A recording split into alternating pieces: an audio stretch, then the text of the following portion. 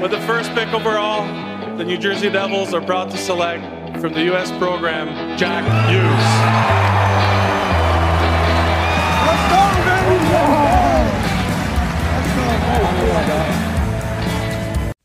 Welcome back to another episode of Heads Up Hockey. This is your guy, Jersey Joe, and welcome back to a new episode. We are going to be talking about the New Jersey Devils extending Kevin Bahl and what it truly means to this New Jersey Devils defense. So, here on this show, I've been talking about how important young defensemen are in this day and age, and you can't have enough young players to grow and potentially hit in becoming very stable defensemen. So, one of the last things the Devils did was they extended one of their top young players that they got in the Taylor Hall trade several seasons ago, and this guy has been hitting rather well since learning from his minor efficiencies on the ice, and Lindy Ruff and company understand how to play with a young guy and a guy like a Kevin Bahl. And a guy being 6'6", 230 plus pounds and growing, you know, it's something special when you have players like this who can play physical, play stay-at-home defense, can skate well for their size. And it's a good benefit to have. I didn't get that. Could you? And yeah, so when it comes to those things in any sporting industry, it's good to have those extra assets to do their best to grow within your system. And not only a farm system wise, but being on the Bay Club. And so we talk about growth a lot here on Heads Up Hockey. So I'm always big on growing players from within, and having a guy like Kevin Bahl back, it's going to be here for another 2 years. And when you bring in a guy to the team worth over $2.1 million for a total of 2 years, that's $1.05 million annual average. So starting in 23-24 season, that's $900,000. And then in 24-25, that's $1.2 million. That was made public by Executive Vice President and GM Tom Fitzgerald. I'm telling you, this kid had, in his first season of 7 games played, only 2 assists on 5 shots. Only missed the net once. Total shots, 10. So when you look at that, he had 18 hits and 6 blocks, 2 takeaways, 4 giveaways. Then he improved in 21-22, and he had 17 games played, 3 assists, 4 points, 16 shots, and only missed 6 out of a total of 30 total shots attempted. Now, his shot was basically at 53.3%. And then, yeah, he also hit 28 times, blocked 15 shots, 4 takeaways, 3 giveaways. This past season, he had played in 42 games, so that's a little over half a season. And he got 2 goals, 6 assists, 8 points, 27 shots. And he only missed the net 20 times, but total shots attempted was 79. So it dropped to 34.2, but he's making a presence a little bit offensively and more so defensively. So he's more so a stay-at-home defenseman who plays with a lot of snarl, a lot of bite, 64 hits versus last year's 28, 38 blocks versus last year's 15, 8 takeaways versus 4 from last year. Talking about 21-22. So this is 22-23. This is before the 23-24 season. So 8 takeaways versus last year's 21-22's 4 takeaways. So 12 giveaways versus 21 and 22. So yeah, your odds increase when you play more. You're going to make a little bit more mistakes, but he's only going to get better as he grows. So one of the things I always talk about, the hits to block ratio was 137-73 the past 3 seasons. And the takeaways are 17. And the guy is just going to get better. I mean, he did get into a fight with Barclay Goodrow versus the New York Rangers in the playoffs. And the Devils needed that Ken Danico-like snarl once again back in the playoffs. And he was one of the key reasons why the Devils weren't being pushed around all the time. And you look at guys like Jonas Siegenthaler, who are very key veterans, do provide guidance to these younger players. And a guy like Kevin Bahl is only going to grow more physically, going to mature mentally more. And I know it sounds like the least sexy thing to talk about on the podcast, but these are the major improvements a player does year in, year out on top of their diet and their workout routine. Because when you're playing an 82-game plus season, you want to make sure that you're fresh and ready to go. And that's why it's good to, stay hydrated, especially this summer. It's been crazy. But when you're playing a game like hockey, you're playing defense, you're exerting a lot of energy and time and effort. So it doesn't matter if you're Kevin Bahl on defense or you're Akira Schmid in net or even Tyler Toffoli on the wing. You still got to take care of your nutrition and your daily diet.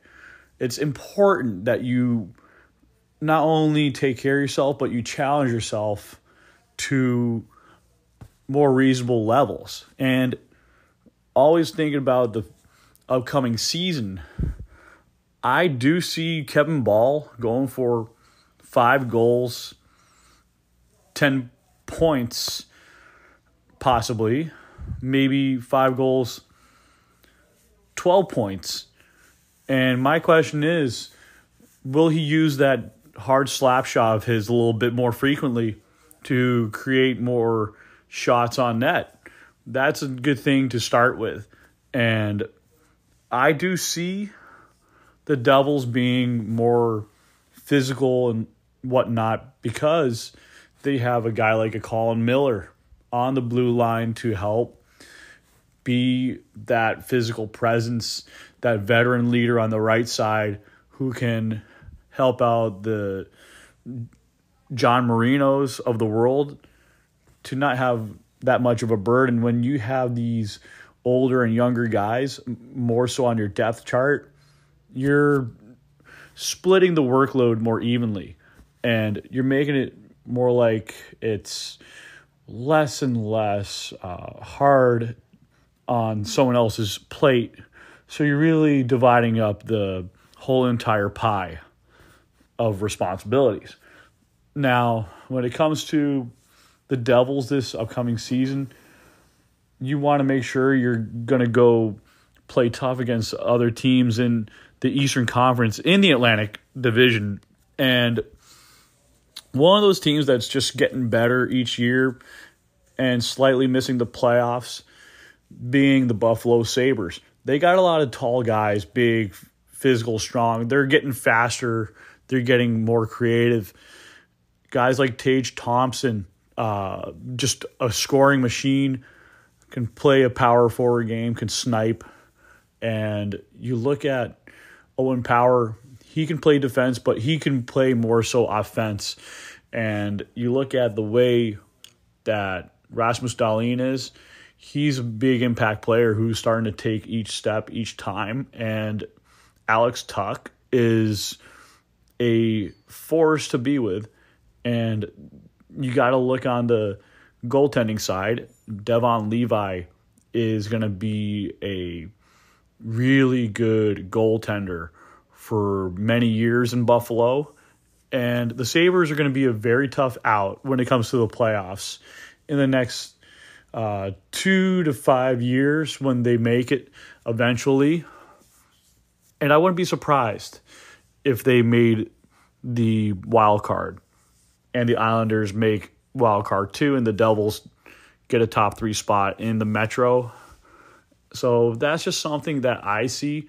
The Canadians are still far behind in what I've seen.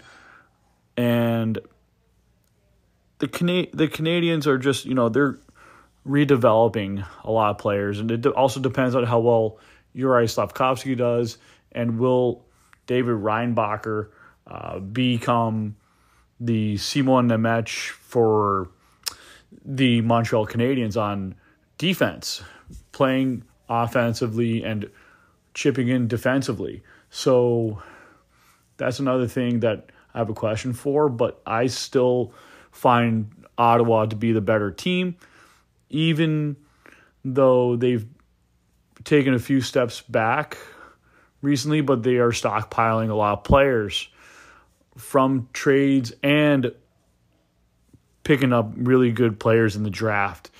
It really does matter now that their ownership situation is improved upon, but everything remains to be seen during the season to see how the Atlantic does. But still, you have to deal with the Boston Bruins, the Tampa Bay Lightning going forward. And you're still going to deal with the Toronto Maple Leafs. The Toronto Maple Leafs made it to the second round, and they are a force to be reckoned with. And the Atlantic Division is still a very good division to play against. It's, in my honest opinion, I find the Metropolitan to be one of the toughest. And then you look at the Western Conference with the Las Vegas Golden Knights, the Seattle Kraken, the LA Kings. That's a division of doom right there. And Dallas is just another wagon of a team that can really, give you the run for your money. Guys like Jamie Benn are still very good. Tyler Seguin's kind of cooled off a little bit, but still potent offensively. And you look at the way Jake Ottinger is in net, I think that's kind of what Akira Schmid will be. And the Islanders are a team that I still think makes the playoffs, even though that they didn't add a whole lot, but they're going to make a small move that is sneaky, that keeps them going into the playoffs, but they're going to be like a first round, second round type team that might get bounced out sooner than they wanted. However, I do see this year being a more interesting one in the Atlantic, a little bit more fluctuation. I don't expect Tampa Bay to win a whole lot. I think they just barely make it in, kind of like how the Florida Panthers did. And to me, it's a little ironic because those are two division rivals. So, I mean, both Tampa and Florida are very competitive teams, and they both hate each other, and both GMs are some of the best in the NHL. So I can't really go against it. But back to the New Jersey Devils side, they're still one of the youngest teams, but not the youngest. But they're slightly under league average in age, and they got plenty of playoff experience now with the current roster that they have and the players that they acquired, like a Colin Miller. They both know how to play in the playoffs, and they're only going to get better with time, and they're going to mature. And I say you still have to fear the Rangers, you still have to fear Carolina, but Carolina and all of them have to worry about New Jersey being very steep with offense and also the defense. And you look at guys like Luke Hughes and Shimon Nemec coming right up. It's not going to be easy for a lot of teams, but there will be a few growing pains with the young defensemen, stuff like that. My biggest question mark goes with Alex Holtz. Will he be able to skate well for this team, or will the Devils trade him in the middle of the season and they get something fairly priced for his services for another player that can really fit in? Now, with that being the idea, I do see the Devils doing well with or without him. But I don't like to just trade a guy just to trade him. But if the right move comes along, then Tom Fitzgerald might have to take it. But you can't lose a guy for nothing. So it's better to get something than nothing. And with that being said, for those of you who are listening to Heads Up Hockey, we are on Spotify, Anchor.fm. We are on Jio Savan in India. We're on Google Podcasts, Amazon Music. We're on YouTube. And make sure you hit the 5-star rating. Hit the like button. Subscribe on YouTube and Spotify. Thank you, everyone, for listening. Have a great day.